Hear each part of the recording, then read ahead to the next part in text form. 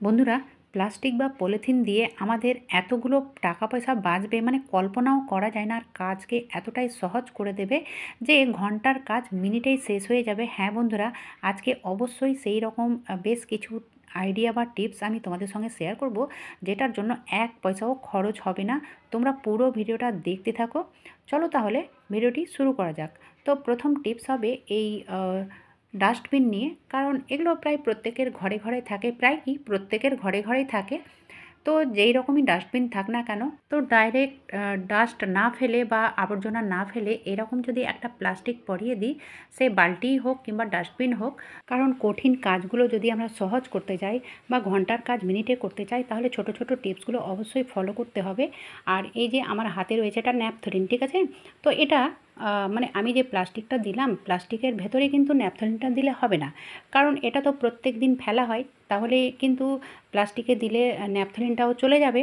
সে কারণে প্লাস্টিকের নিচেই দিতে হবে সেই ন্যাপথলিনটা। তারপরে এই প্লাস্টিকের মধ্যে ডাস্ট যখন ফেলতে যাব, তখন কিন্তু এই ন্যাপথলিনটা বালতিতে থেকে যাবে, ঠিক আছে? এটা দেওয়ার কারণ হচ্ছে কোনো রকমভাবে ব্যাড স্মেল হবে না। কারণ যেহেতু ডাস্টবিন, তো এখানে তো ডাস্টই থাকবে। তো যাই হোক, তোমরা এই টিপসগুলো অবশ্যই ফলো করতে পারো।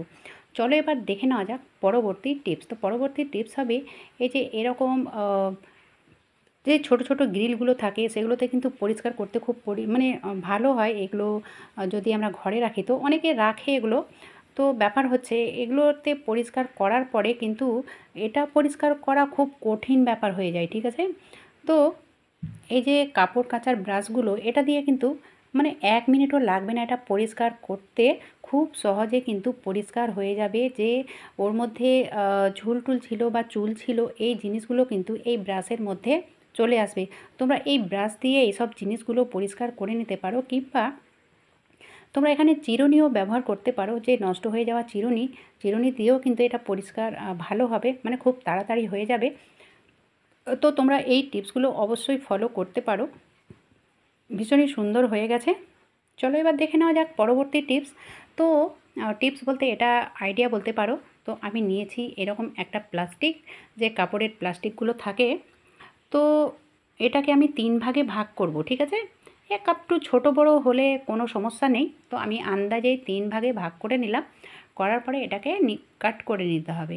কাট করে নেওয়ার পরে দেখবে এটা এতটাই একটা ভালো বা কাজের জিনিস তৈরি হবে, যার জন্য আমাদের অনেক টাকা পয়সা খরচ হতো, সেটা কিন্তু হবে না। আর খুব সহজে আমরা ঘরে এটা করে নিতে পারবো। যে জিনিসগুলো মানে যে প্লাস্টিকগুলো আমরা ফেলে দিই, সেই প্লাস্টিক দিয়েই কিন্তু অনেক টাকা পয়সা বাঁচিয়ে নিতে পারবো। তোমরা স্কিপ না করে দেখতে থাকো। এই দেখো আমি একসঙ্গে কাট করে নিলাম। যেহেতু প্লাস্টিক খুব সহজে কাট করা হয়ে যায়, সে কারণে একটা একটা না কেটে একসঙ্গে 3টাকে করে কাট করে নিলাম। আর পুরোটা কাট করে ছাড়িয়ে দিইনি। তোমরা দেখতেই পাচ্ছ 1 আঙুল মতো লাগিয়ে রেখেছি। আর এখানে নিয়েছি আমি একটা লাঠি। তো যে কোনো লাঠি, শক্ত লাঠি, মানে এখানে শক্ত লাঠির প্রয়োজন পড়বে। তো যাই হোক, একটা লাঠি নিয়েছি। লাঠি নেওয়ার পরে এইভাবে এটাকে রাউন্ড করে দিলাম, ঠিক আছে? তারপরে দেখো এখানে টেপ লাগিয়েছি। তো আমি মাস্কিং টেপ লাগিয়েছি। যে কোনো টেপ দিয়ে এখানে আটকে নিতে হবে, কিংবা যদি টেপ না থাকে তাহলে ছুঁচ সুতো দিয়ে সেলাই করে নিলেও হবে। এক জায়গায় মানে করার পরে এই শেষে একটা, যেখানে আমি টেপ দিয়ে আটকাচ্ছি সেখানে ছুঁচ সুতোর ব্যবহার করতে পারো, কোনো সমস্যা নেই। কিংবা আঠা দিয়েও সেট করে দিতে পারো। তো এইভাবে দেখো, তোমরা যদি করতে চাও তাহলে অবশ্যই ভিডিওটা ভালোভাবে দেখে নেবে। তো এইভাবে আমি 3টাকে সেট করে দিলাম। তোমরা চাইলে আরও বড় করতে পারো বা নিচেও লাগিয়ে নিতে পারো, মানে আরেকটা প্লাস্টিক নিয়ে আরও বড় করে নিতে পারো। তো এই দেখো বন্ধুরা, চলো এবার এটা কী কাজে লাগবে বা কোথায় কাজে লাগাবো। হ্যাঁ বন্ধুরা, যে এই জিনিসগুলো আমরা টাকা পয়সা দিয়ে কিনে আনি, সেটা কিন্তু এই ফেলে দেওয়া প্লাস্টিক দিয়েই তৈরি হয়ে গেছে, ঠিক আছে? কারণ অনেক জায়গায় এমন হয় যে আমাদের হাত যায় না বা ঝাড়ুও ঢোকে না, সেই সব জায়গাগুলো আমরা কিন্তু পরিষ্কার করে নিতে পারি। কিংবা এরকম ধরনের ওয়াল, কিংবা ওয়ালে যেখানে হাত যায় না, সেই জায়গাগুলোকেও এইভাবেই পরিষ্কার করে নিতে পারি। আর এই প্লাস্টিক দিয়ে কিন্তু ভীষণই ভালো হয়। এমনটা নয় যে প্লাস্টিক আছে তো পরিষ্কার হবে না, অবশ্যই পরিষ্কার হবে। যে জায়গা মানে কর্নারের জায়গাগুলো যেখানে আমাদের হাতটা যায় না, সেই জায়গাগুলো আমরা খুব সহজে পরিষ্কার করে নিতে পারবো, মানে ঝেড়ে টেড়ে নিতে পারবো। তো অবশ্যই একটা করে রাখলে কিন্তু অনেক দিন যাবে। চলো এবার দেখে নেওয়া যাক পরবর্তী টিপস। তো এটা হচ্ছে হেয়ার ড্রায়ার। তো অনেক সময় কী হয় যে পুরোটা লাগে না, অল্প স্বল্প আমরা ব্যবহার করি, তারপরে প্যাকেটটাকে এরকম খোলা ছেড়ে দিই। খোলা ছেড়ে দিলে কিন্তু এটা ভালো থাকে না, নষ্ট হয়ে যায়। তো কিভাবে রাখলে এটা ভালো থাকবে, তো আমি একটা সেক গরম করে নিয়েছি। যে কোনো জিনিস তোমরা একটা লোহার গরম করে নিলেই হবে। তো যাই হোক, সেকটা খুব বেশি গরম হয়ে গেছে, মানে অতিরিক্ত গরম করার প্রয়োজন নেই, যেহেতু এগুলো প্লাস্টিক একটুতেই গলে যায়।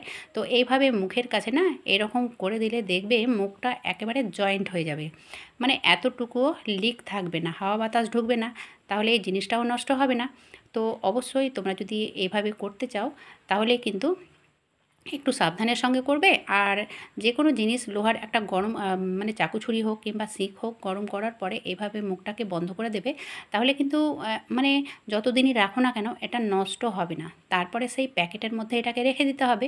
রেখে দেওয়ার পরে এইভাবে মুখটাকে মুড়ে নেব। কারণ দেখো, এগুলো জিনিস আমরা টাকা পয়সা দিয়ে কিনে আনি বাজার থেকে, আর আনার পরে অর্ধেকটা ইউজ করার পরে যদি এটাকে নষ্ট করে দিই, তো সেটা কিন্তু ভালো না। তো যাই হোক, এটা আমি এইভাবে সেট করে দিলাম, আর এটাই তোমাদের সঙ্গে শেয়ার করলাম।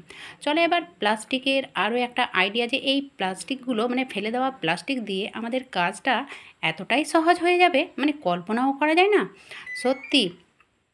তো যাই হোক, আমি এখানে আবারও একটা প্লাস্টিক নিয়েছি, আর প্লাস্টিকটাকে ডবল করেছি। ডবল করার পরে যেদিকে মুখটা খোলা রয়েছে সেদিকে কিন্তু এইভাবে কাট করছি, ঠিক আছে? পুরোটা কাট করছি না। তো এক আঙুল ছেড়ে ছেড়ে এখানে কাট করতে হবে। এই দেখো, যত পাতলা করতে পারো সমস্যা নেই, কিংবা এক আঙুল ছেড়ে ছেড়ে করলেই হবে। এই দেখো, কাট করা হয়ে গেছে। এবারে এটা কী কাজে লাগাবো, তা আমি এখানে নিয়েছি একটা খুন্তি। আর খুন্তি কেন নিয়েছি তোমরা এক্ষুনি বুঝতে পারবে। তো এইভাবে এটাকে মানে খুন্তিটাকে এখানে সেট করতে হবে। তারপরে দেখো, এটা এইভাবে পুরোটা রাউন্ড করে নেব। রাউন্ড করার পরে এখানে একটা গার্ডার দিয়ে আটকে নেব। তো খুবই সহজ পদ্ধতিতে এটা আমি তৈরি করলাম। চলো এবার এটা কী কাজে লাগাবো। তো আমি গার্ডারটাকে ডবল করে নিয়েছি। ডবল করার পরে এখানে মানে ভেতরে ভরে দিলাম। এই দেখো, ঠিক এরকম হবে। তারপরে আমাদের ঘরে কিছু কিছু ফার্নিচার থাকে যেগুলোতে কিন্তু মানে কোনো কিছুই ঢুকে না। সেক্ষেত্রে আমরা কী করব? কারণ এর মধ্যে কিন্তু ধুলো ময়লা জমবেই, অবশ্যই জমবে। তো অবশ্যই আমাদেরকে এটা পরিষ্কার করা উচিত। তো এইভাবে খুন্তিটা কিন্তু অতিরিক্ত পাতলা হয়, আর সেটাতে দিয়েছি প্লাস্টিক। প্লাস্টিকের মধ্যে ছোট ছোট কাট করেছি, সে কারণে এটা কিন্তু মানে ভেতরে কিচ্ছু থাকবে না, সব বেরিয়ে চলে আসবে। তোমরা এভাবে করে দেখবে, কিচ্ছু থাকবে না। আর তোমরা যদি মনে করো যে ভেতরটা মুছবো, মানে যেখানে আমাদের হাত যায় না বা কিছু ঢুকে না, তো এই খুন্তির মধ্যে মোজা পরিয়ে দিলে আর মোজাটাকে ভিজিয়ে দিলে কিন্তু যে জায়গাগুলোতে ঝাড়ু বা কোনো কিছু ঢোকে না, সেই জায়গাগুলো মুছে নিতে পারো খুবই সহজ পদ্ধতিতে। মানে এটার জন্য বেশি খাটাখাটি করতেও হচ্ছে না, আর এটা করার জন্য এক পয়সাও খরচ হবে না। যে জিনিসগুলো আমরা ফেলে দিচ্ছিলাম সেই প্লাস্টিক দিয়েই কিন্তু এই জিনিসগুলো বা এই ভেতরের জায়গাগুলো আমরা পরিষ্কার করে নিতে পারি খুবই সহজ পদ্ধতিতে। এগুলো কারণ এগুলো আমরা প্রত্যেক দিন পরিষ্কার করি না, মাঝে মধ্যে পরিষ্কার করি। তো মাঝে মধ্যেও যদি পরিষ্কার না করি সেক্ষেত্রে কিন্তু মানে এটা ভালো না। তো যাই হোক, আমরা এইভাবে এই জায়গাগুলো পরিষ্কার করে নিতে পারি। কেমন লাগলো বন্ধুরা আজকের ভিডিওটা? যদি ভালো লেগে থাকে তাহলে অবশ্যই ছোট্ট একটা লাইক করে দিও। আর যদি চ্যানেলে নতুন হয়ে থাকো তো চ্যানেলটাকে সাবস্ক্রাইব করে পাশের বেল আইকনটাকেও প্রেস করে দিও। এভাবে সাবস্ক্রাইব করলে নিত্য নতুন ভিডিও নোটিফিকেশান সবার থেকে আগে পেয়ে যাবে। আজকের মতো এখানেই শেষ করলাম। এতক্ষণ আমার ভিডিও দেখার জন্য ধন্যবাদ।